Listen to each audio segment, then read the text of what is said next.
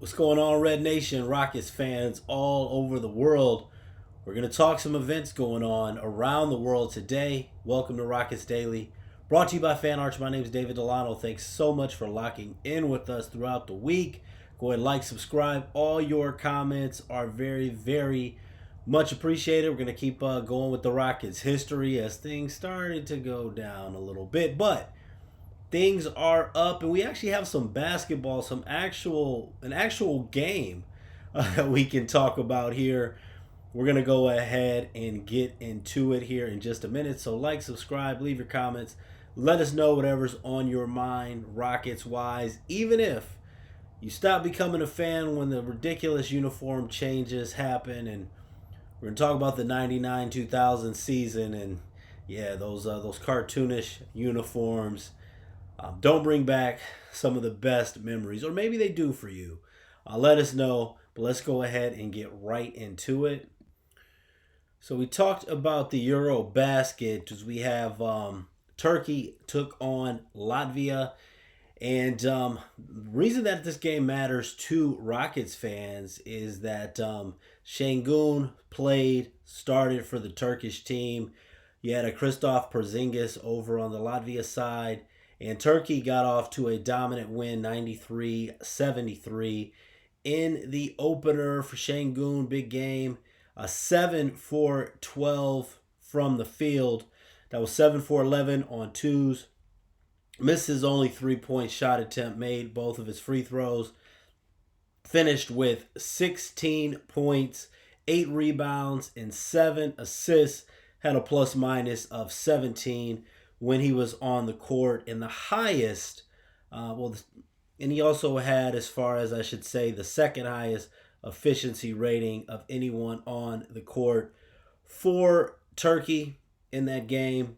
Shane Larkin had 20 points in that game, and we'll touch on Shane Larkin in just a little bit, but definitely a lot of talented guys in this game. A lot of guys who even played in the NBA, and you can say it's EuroBasket. What does it matter? But nice to see a strong performance here from Şengün, because Porzingis on the other side went 3 for 12 from the field, 0 for 5 on his threes. Porzingis finished with 10 points, 4 rebounds, and 1 assist. So got a very, very established, NBA player on the other side. So nice to see Şengün have the performance that he had. And him and the Turkish team, they're going to be in action again on early Friday, about 6:45 a.m.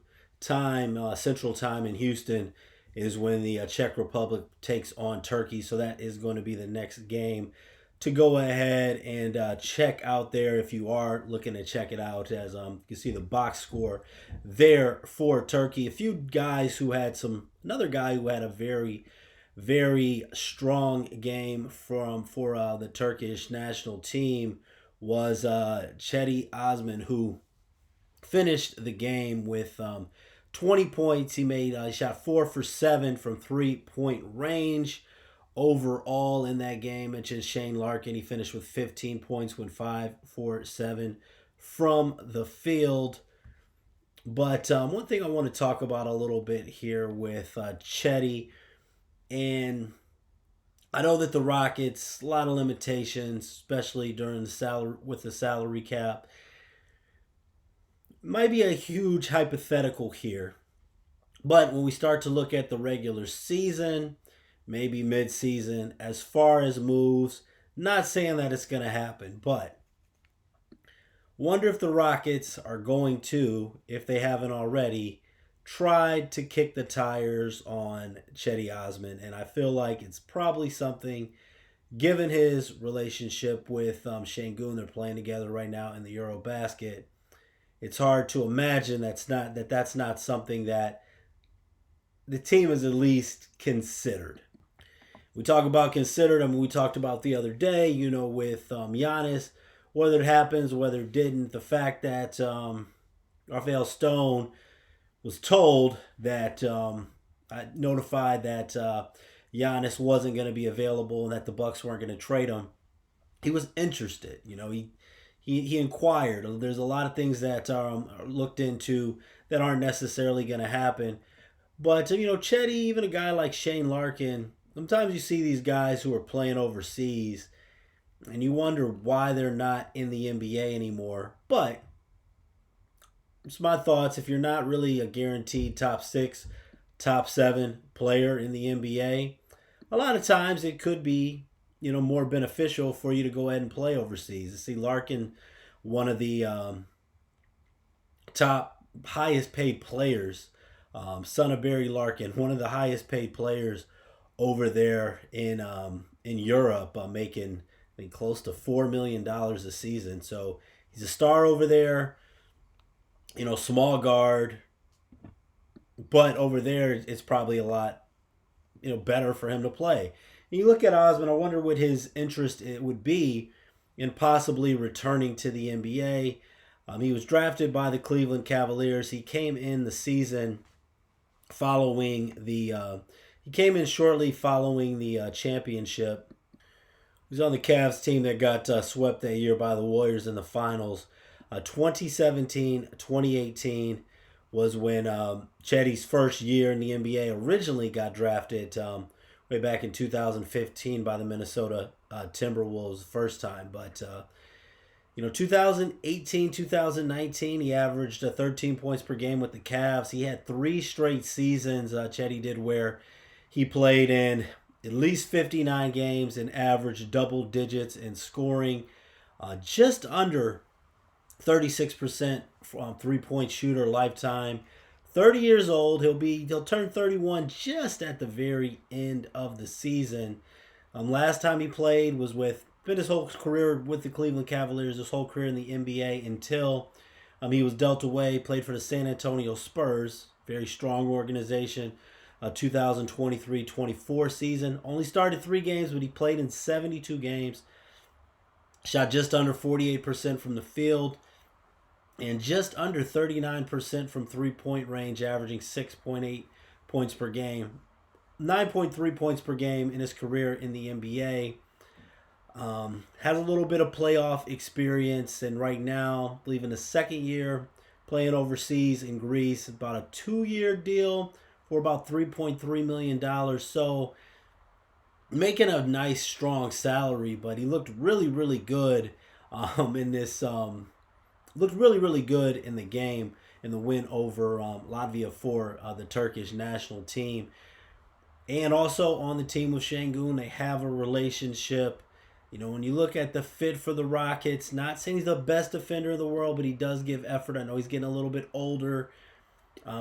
Very, very streaky shooter. I mean, he's one of those guys, he could get on a roll with those threes and really start knocking them in, and a guy that sometimes might just miss the you might see, if you watch him in a limited sample size, there's times he might just miss the entire rim, but he definitely was hitting in this opening EuroBasket game. And, with all due respect, when you look at the Rockets roster, maybe some of the guys on the back end, even like Jason Tate, you kind of wonder, could Chetty, I'm not saying that, I'm not sure the Rockets could even make it happen, or if he would want to make it happen, where you look at what, Chetty's doing over in Europe right now.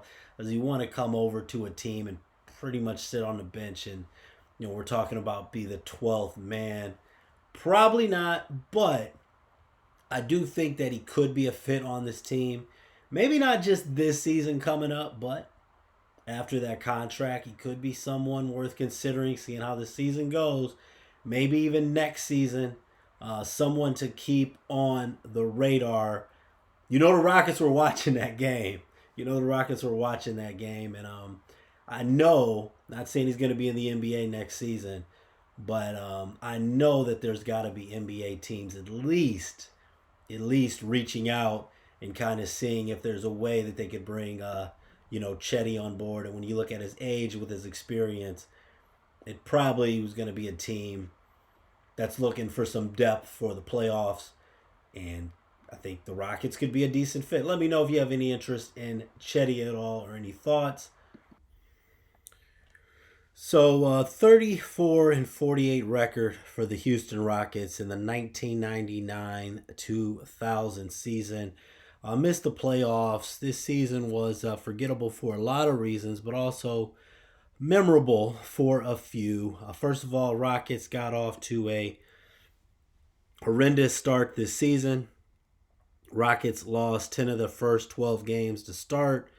We're 20-30 at the All-Star break. Hakeem Olajuwon only played in 44 games this season. Rockets were 11th out of 14 teams in the Western Conference, not close to the playoffs. And, Olajuwon only started 28 of those 44 games, 10.3 points per game, 6.2 rebounds. Dream, now dealing with injuries. Past his prime. New era for the Rockets, the Steve Francis era. Steve Francis averaging 18 points per game, 6.6 assists per game, 5.3 rebounds, and a Coutinho Mobley with 15.8 points per game. Mobley played in 81 games. Steve Francis played in 77. Bryce Drew was on the team, played in 72 games, just 5.8 points per game. Bryce Drew, great. Coach, shout out to Bryce Drew right now, even at Grand Canyon. But didn't really live up to the hype of a first-round draft pick. But Steve Francis, who is in his rookie year here with the Rockets after being traded over for Vancouver, definitely an exciting, time. Even though it didn't lead to a lot of wins here early on, but one of the most memorable parts of this season, or if you remember, this was Charles Barkley's last season in the NBA. Barkley, 20 games, 14.5 points per game, 10.5 rebounds. However, Barkley, those last two games of Barkley's career didn't add much to the stat sheet at all. Barkley was injured in Philadelphia in early December, and he didn't want that to be the last memory of his career. So he came in last game of the season on April 19th, 2000, Charles Barkley came in and played against the Vancouver Grizzlies. They were the Vancouver Grizzlies at that time. Played 6 minutes, 1 rebound, 2 points. Offensive rebound, put back, and then that's the way he basically walked off and ended his career. For what it's worth, the Rockets would lose that game to the Vancouver Grizzlies 96-92. Vancouver was 22-60 that season. So overall, not a very exciting season. Not a winning season, although it was the beginning of the Steve Francis era. And it also would be the second to last season for Olajuwon with the Rockets as well.